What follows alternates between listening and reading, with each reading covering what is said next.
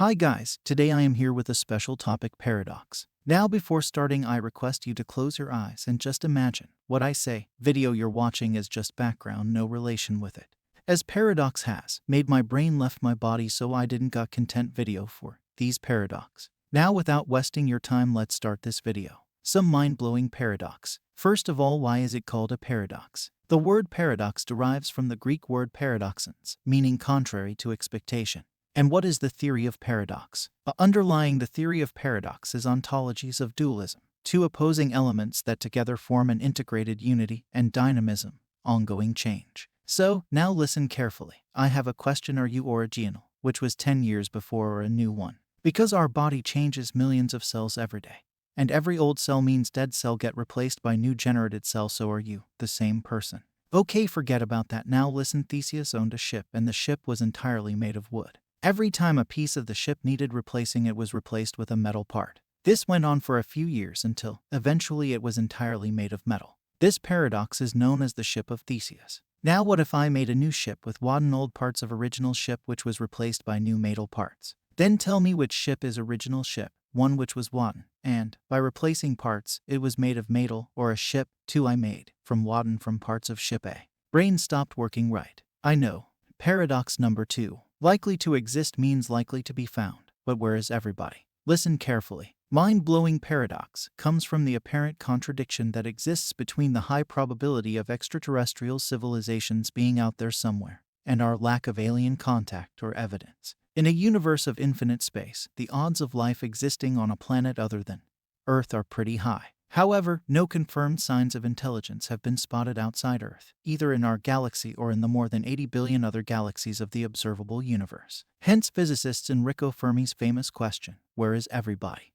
Paradox number 3. Time travel would result in some extremely strange situations. Consider the following version of the popular science fiction themed bootstrap paradox involving time travel and bringing an object or information back in time. A stranger appears out of nowhere and hands you a strange device. The stranger then runs away and you never see them again. You discover the device handed to you is a time machine. After holding it for a while, you get bored. Instead of getting rid of it, you figure, hey, why not give it to myself? So you go back in time and give yourself the device, hence starting the whole cycle again. Where did the device come from? Paradox number 4. Can you travel back in time and prevent yourself from being born? Another famous example of a time travel paradox is the grandfather paradox. In this mind-blowing scenario, someone travels back in time and kills their own grandfather to prevent their own birth. Think about this. A girl goes back in time and kills her grandfather before he has a chance to meet her grandmother and sire her father. Since her grandfather is dead, the girl was never born. If she were never born, how could she kill her grandfather? Paradox number 5. Can an omnipotent being defy the laws of logic and be both omnipotent and not omnipotent? This version of the omnipotent being paradox arises from the simple but strange exclamation, let God Almighty create a stone, which he himself is not capable of lifting. Can God be omnipotent and not at the same time? How does free will even exist if God is omniscient? These are just some of the many paradoxes that arise when you try to apply logic to definitions of God or an almighty being. Paradox number 6. If destiny designed a master plan which defines everything that is to happen, isn't it useless to go to a doctor, for example? According to this lazy bones paradox, if you are ill and it is your destiny to regain health, then you will regain your health whether you visit a doctor or not. If it is your destiny not to regain health, then seeing a doctor can't help you. This is a paradox that might arise if you reject the notion of an omnipotent God or a supreme being who's in charge. How would you question this premise or supposition? Paradox number 7. A heterological word is a word that does not describe itself. Does heterological describe itself? For example, verb is a heterological word since it is not a verb. Similarly, long is a heterological word since it is not a long word. So then, is heterological a heterological word? This is one of many self-referential paradoxes that have kept mathematicians and logicians up at night. If heterological were a word that didn't describe itself, then it would describe itself. However, if it did describe itself, then it would not be a word that described itself. Paradox number 8. If someone says I always lie, are they telling the truth? Or are they lying? The great Stoical logician Chrysippus came up with a paradox, popularly known as the liar paradox. It tells of a cretin who sails to Greece. Upon arriving, he is greeted by Greek men on the shore and says, all cretins are liars. Did he speak the truth, or did he lie? A week later, the Cretan sails to Greece again and says, "All Cretans are liars, and all I say is the truth." The Greeks were truly puzzled.